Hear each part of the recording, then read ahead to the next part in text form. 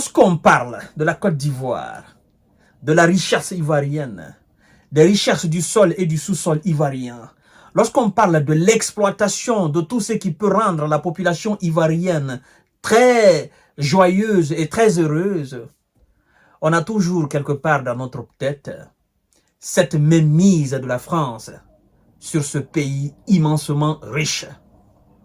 Ce pays qui exploite et qui exporte le pétrole. Mais le pays est beau. On est en train de travailler dans ce pays. Sauf que la vie de la population est tout autre chose, mesdames et messieurs. C'est une annonce, une déclaration très souverainiste, une déclaration très indépendantiste de la part des autorités ivoiriennes.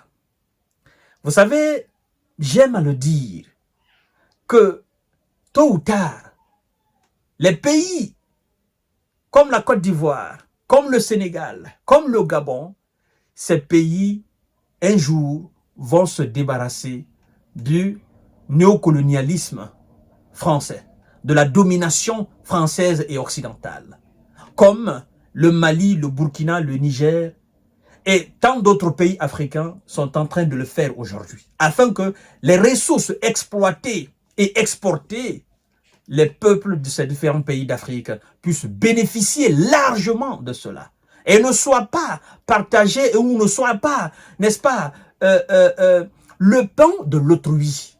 Parlant de la Côte d'Ivoire, mesdames et messieurs, à l'image de la Guinée, du Mali, du Burkina, du Niger et tant d'autres pays, de la Zambie par exemple, de l'Angola, de l'Éthiopie, ces pays qui ont compris que si nous voulons réellement être indépendants et si nous voulons réellement se faire respecter, il faudrait revoir, n'est-ce pas, certains contrats que nous avons signés par le passé avec des sociétés étrangères, avec des anciennes colonies, des anciennes puissances coloniales telles que la France.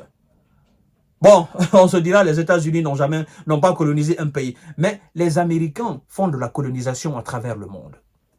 Ils colonisent non seulement les faibles, mais aussi les forts. Et donc, mesdames et messieurs, vous connaissez ce projet gigantesque en Guinée qu'on appelle Simandou. Projet de centaines de milliards de dollars qui ont été signés à un moment donné. Et lorsque le colonel Mamadi Doumbouya, à l'époque colonel, aujourd'hui général, a dégagé Alpha Condé, paf, il a mis les points sur les i. Il a dit, nous devons réviser le contrat d'exploitation des minéraux guinéens. Parce que la manière dont ça y est là, ça n'arrange pas le peuple guinéen. Notre part, elle est minime. Pourtant, c'est une ressource qui nous appartient, nous. Et donc, les sociétés qui sont impliquées, les 3 sociétés qui sont impliquées dans l'affaire, bon, 2 sociétés plus maintenant la Guinée, parce que c'est devenu voilà, quelque chose de triangulaire, la société australienne et la Chine, mais aussi de la Guinée, il a fallu une année pour réviser le contrat minier afin que une très grande part revienne à la Guinée.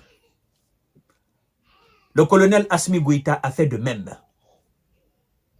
Oui, il est allé jusqu'à dire à la France, toutes les entreprises françaises vont dorénavant payer les impôts ici. On ne marchera plus sur la dignité malienne. Le capitaine Ibrahima Traoré a fait de même. Le général Abdourahmane Tiani au Niger est en train de faire la même chose. Et donc les autorités ivoiriennes, à la tête Alassane Dramane Ouattara, son excellence Alassane Dramane Ouattara, se dit, oui, nous avons été, on nous a fait un lavage de cerveau. Nous avons été colonisés. Nous sommes les enfants de Houphouët-Boigny. Nous n'avons connu de politique que la politique d'Houphouët. Mais nous devons préparer, ou nous devons commencer à préparer l'avenir de ce pays-là. Et ça passe forcément par la révision des contrats miniers. Mesdames et messieurs, c'est une déclaration très forte qui a été faite par le ministre des Mines. Chères dames, chers messieurs, chères demoiselles. Oui, vous savez, non seulement on exploite le pétrole en Côte d'Ivoire, mais la terre ivoirienne, elle est richissime en termes de ressources, de l'or, par exemple, et tant d'autres, le fer même. Parce qu'il y a une partie, c'est-à-dire la partie forestière de la Guinée, qui fait aussi frontière à la Côte d'Ivoire, là, il y a le fer. Il y a une partie ivoirienne et une partie guinéenne. Donc, ces terres-là sont remplies de richesses. Et donc, les contrats qui ont été signés par le passé, surtout avec la France, et qui ne favorisaient pas réellement le développement de la Côte d'Ivoire, ces contrats miniers qui ont été signés avec des sociétés étrangères, mais aussi avec l'implication de la France qui tire profit de ces contrats, ça n'arrange pas le peuple ivoirien. Vous voyez, la jeunesse ivoirienne, à l'image de la plupart des jeunesses africaines, sont versées comme ça à l'aventure. C'est parce que au pays, oui, on montre les images du pays, mais l'impact de l'exploitation des ressources du sol et du sous-sol ivoirienne, ça n'impacte pas la vie de la société ivoirienne. Et donc, je crois, les administrateurs se sont dit, ça ne peut pas continuer. On ne peut pas continuer à être un pays riche et continuer en même temps à être un pays pauvre. Riche en ressources du sol et du sous-sol et pauvre, n'est-ce pas, dans la signature des contrats afin de sauvegarder les intérêts du peuple ivoirien. Dorénavant, nous allons changer tout. N'en déplaise. Mais l'autre question phare qu'il faille se poser à ce niveau, mesdames et messieurs, parce que ça va être difficile, est-ce que,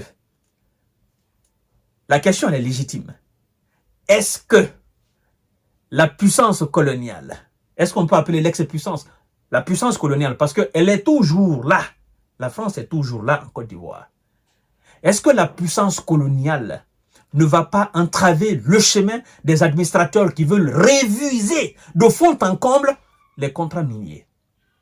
Si ça ne va pas dans leur avantage, ils risquent de piétiner ce projet. Mais si réellement, comme la déclaration a été faite par le ministre des Mines, si réellement il y a la volonté derrière, la volonté de se battre pour l'intérêt supérieur du peuple ivoirien, mesdames et messieurs, on doit y aller. Quitte naturellement à tenir tête à la France. Je dis bien quitte à tenir tête à la France. C'est-à-dire, ça ne peut pas être comme avant. Ça ne peut plus être comme avant. Il faut que ça soit clair. Parce que si nous ne le faisons pas, les jeunes générations qui viennent là, eux, ils vont le faire. Et nous ne voulons pas qu'au moment qu'ils le feront, que ça soit un scandale entre vous et eux. Nous voudrions dorénavant que nous-mêmes nous commencions aujourd'hui à réviser ça. Parce que tôt ou tard, ils vont vouloir se débarrasser de cette puissance coloniale française. C'est clair et net. Oui, c'est clair, mesdames et messieurs.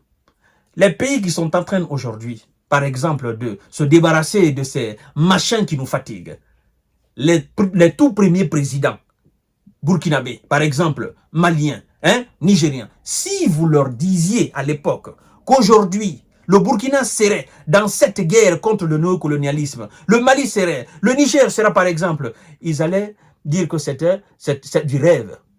Ils allaient dire que c'est du rêve. Vous disiez à Modibo Keïta que le Mali serait dans cette lutte, il allait vous dire oui, c'est faisable, mais pour le moment c'est dans le rêve. Et donc, certes, c'est encore dans le rêve en Côte d'Ivoire, mais les autorités sont en train de poser les pions. Et c'est pourquoi nous disons d'ailleurs que c'est une décision souverainiste. Mais il faut que la volonté l'accompagne. Il ne faudrait pas que ça soit seulement une simple déclaration. Il faudrait que ça soit une véritable volonté de réviser tous ces contrats miniers afin que la Côte d'Ivoire gagne le pourcentage qu'elle veut. Nous avons des ressources et nous avons des sociétés d'exploitation qui abusent de nous. Parfois même, nos États ne gagnent pas 20%. Nos États ne gagnent pas parfois 15%. des gens qui viennent, qui exploitent frauduleusement nos ressources et qui prennent par exemple les 80%, les 75%.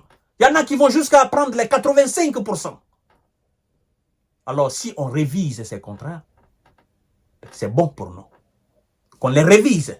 Que ceux qui prennent 15% reviennent à 30%. Que ceux qui prennent 20% reviennent à 40%. Que ceux qui prennent 40% reviennent naturellement à 50%. 50% d'intérêt pour le peuple. Ah oui. Ça s'est passé en Guinée. Ça s'est passé au Mali. Et voilà maintenant le ministre des Mines. Son nom d'ailleurs, pour ne pas que... Voilà. Voilà. Son nom d'ailleurs c'est quoi? C'est Monsieur Mamadou Sangafoa Koulibaly. Monsieur Koulibaly. C'est le ministre des Mines ivoirien. C'est lui qui fait cette déclaration.